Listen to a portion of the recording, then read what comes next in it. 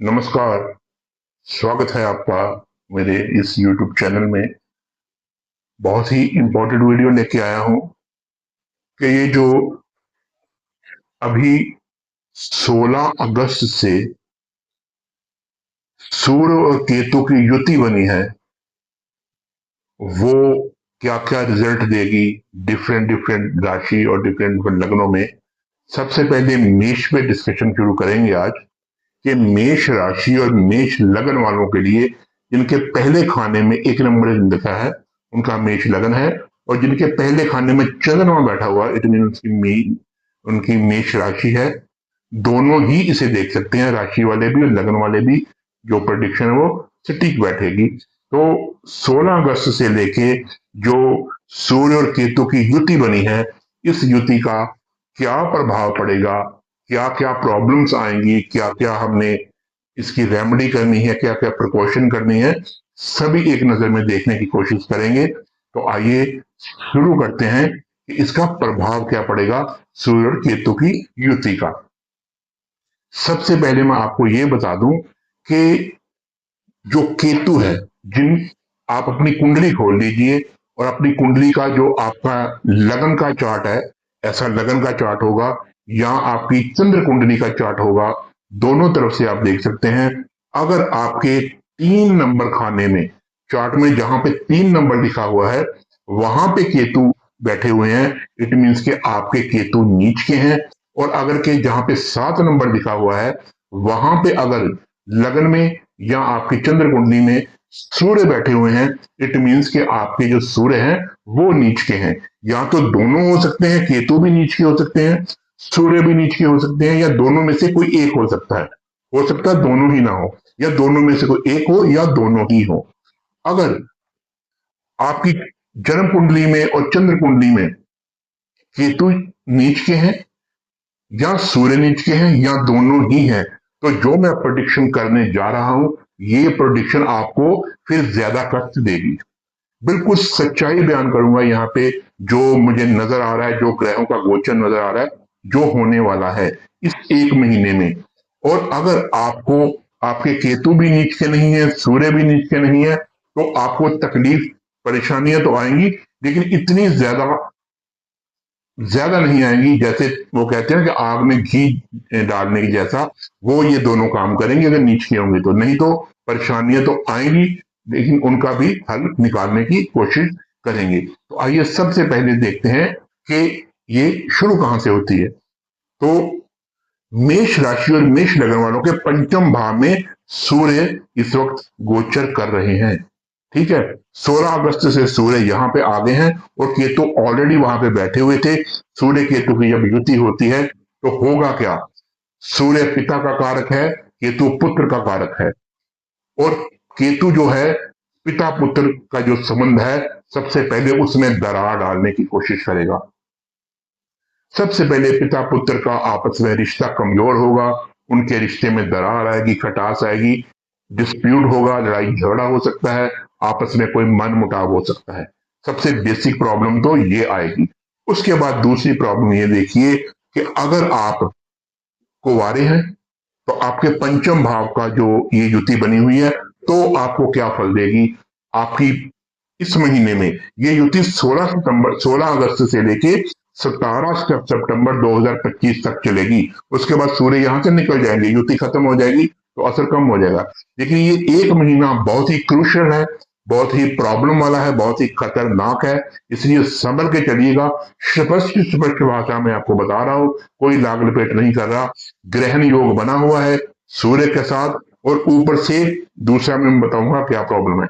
अगर आप कुंवारे हैं और इस वक्त आपके अगर कोई एग्जाम चल रहे हैं, आपकी पढ़ाई में प्रॉब्लम आएगी, पढ़ाई में कोई ना कोई दिक्कत आएगी, पढ़ाई में रुकावट आ सकती है, पढ़ाई में कोई ना कोई बड़ी प्रॉब्लम मेजर आ सकती है। दूसरा, अगर आप किसी के साथ रिलेशनशिप में हैं तो आपकी फ्रेंडशिप में ब्रेकअप हो सकता है, फ्रेंडशिप टूट सकती है, और आपके जो फ्रेंड है उनके साथ, जिसका आपके साथ रिलेशन है, उनके साथ आपका मनमुटाव हो सकता है।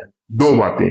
तीसरा, यहाँ पे आपकी जो इच्छाएं हैं वो नहीं पूरी होंगी। जो भी आपकी इच्छाएं थी, जो भी आपके मन में इच्छा चल रही थी, वो 1 महीना बिल्कुल स्टॉप हो जाएंगी, नहीं पूरी होंगी।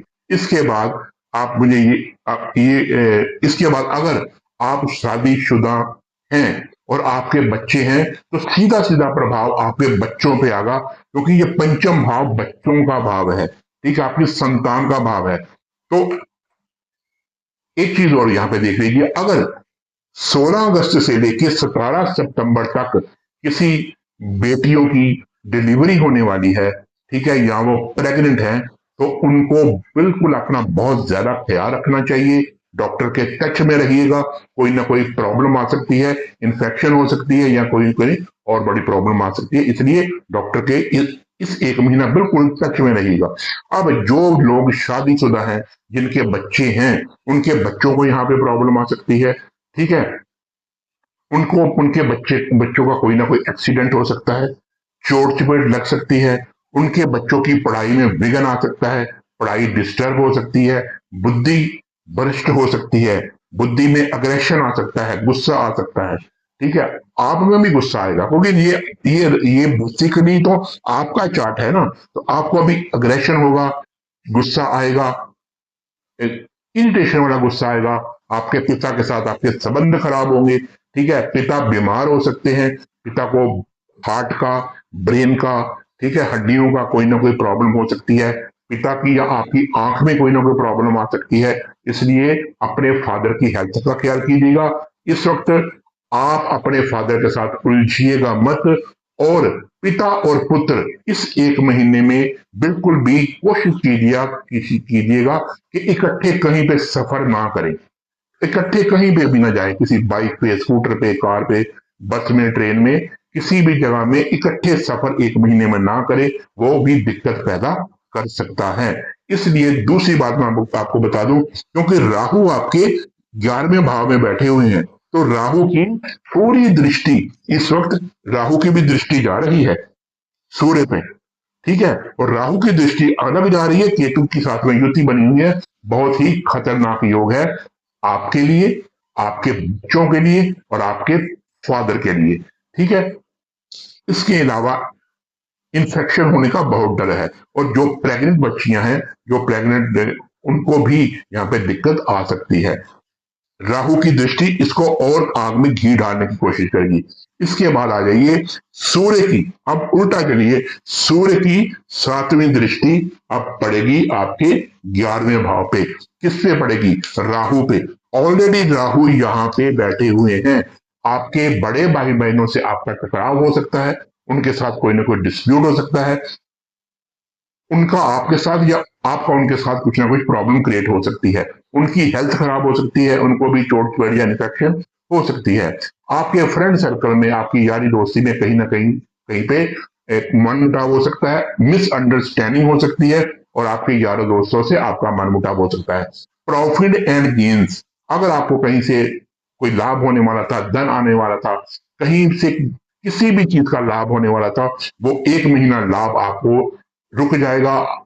आपको लगेगा कि अभी हुआ, अभी हुआ, अभी हुआ, लेकिन होगा नहीं। जैसे ही 17 सितंबर निकलेगी, फिर आपको वो प्रॉब्लम आपकी सॉल्व होगी। इसके अलावा आप ये आ जाइए कि ये जो युति है सूर्य और केतु की, सूर्य क्या है? सूर्य आपकी आत्मा है, सूर्य आपकी विल पावर है, सूर्य आपका तेज है, सूर्य आपका अग्रेशन है, सूर्य आपका हौसला है। इस युति से जैसे ग्रहण योग लगेगा, आपकी आत्म बल में कमी आएगी, आपकी विल पावर डाउन होगी, आपको ये लगेगा कि ये मैं काम नहीं कर सकता, मुझसे नहीं होगा, मैं ये नहीं कर पाऊंगा। इसको नेगेटिव मत लीजिएगा, ये समझिएगा कि ये युति का प्रभाव है, बेसिकली आपके अंदर विल पावर की कमी नहीं आई है। इसके अलावा आप किसी भी सरकारी, जो गवर्नमेंट सेक्टर है, सरकारी काम काज में बिल्कुल मत उलझिएगा, कानून के चपेटे में मत आइएगा। कोर्ट कचहरी में अगर आपका कोई केस चल रहा था, कोर्ट कचहरी में कोई प्रॉब्लम चल रही थी, या आपके सरकारी काम में कोई डॉक्यूमेंट रुके हुए थे, कोई आपका काम नहीं हो रहा था, कागजी पत्री आपका काम रुका हुआ था, तो ये एक महीना आराम से बैठ जाइए। सरकारी दफ्तरों के चक्कर लगाने की कोई जरूरत नहीं है, काम नहीं होगा, मुश्किल होगी, बिना व्यर्थ आप अपना टाइम और पैसा बर्बाद करेंगे। जैसे 17 सितंबर के बाद ये युति खत्म होगी, तो वो धीरे धीरे से आपका काम बनना शुरू हो जाएगा। आपका काम बनेगा नहीं, उल्टा आपका पैसा लगेगा और आपको वहां से हरासमेंट होगी, आपके चक्कर लगेंगे, आपका टाइम, समय और आपकी सेहत खराब होगी, टेंशन अलग से होगी। इसलिए आप इन बेसिक चीजों को पकड़ के जरूर चलिएगा जो मैंने बताई है, और इनको अगर आप पकड़ के चलेंगे तो आपको दिक्कत कम होगी। अब देखिए रेमेडी क्या करनी है। सबसे पहले आपने 5 किलो गेहूं, कनक जिसको बोलते हैं, वो किसी मंदिर में दान करनी है। अपने हाथ लगा के अपना नाम, कुल का नाम, गोत्र का नाम बोल के दान कर दीजिए 5 किलो साबुत गेहूं। उसके अलावा आपने क्या करना है कि आपने कुत्ते की सेवा करनी है। गली के किसी स्ट्रीट डॉग को आप रोटी वगैरह डाल सकते हैं, दूध वगैरह डाल सकते हैं, उससे भी आपकी ये प्रॉब्लम कम होगी।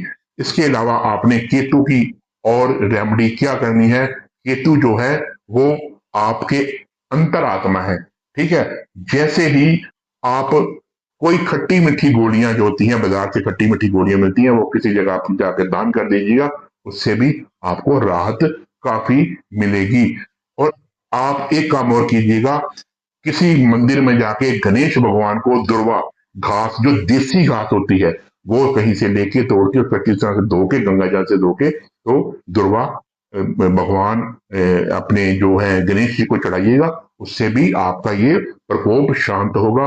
और इस समय जो ये 1 महीना है वो प्रकृति में भी काफी उथल पुथल होगी, चोट चपेट, एक्सीडेंट, ठीक है, सुनामी और आग से रिलेटेड घटनाएं, कहीं पे मेजर एक्सीडेंट बसों का, ट्रेनों का, और कहीं पे बाढ़ वगैरह का सिस्टम, ये बहुत ही हाई लेवल पे हो सकता है। आशा है कि आपको इस छोटे से सिस्टम में काफी कुछ समझ आ गया होगा। मैंने वीडियो ज्यादा लंबा नहीं किया। अगर आपको कमेंट है तो मुझे कमेंट बॉक्स में पूछ सकते हैं। इसी के साथ ही मनीष वर्मा को इजाजत दीजिए। जय गुरुदेव, जय श्री राम।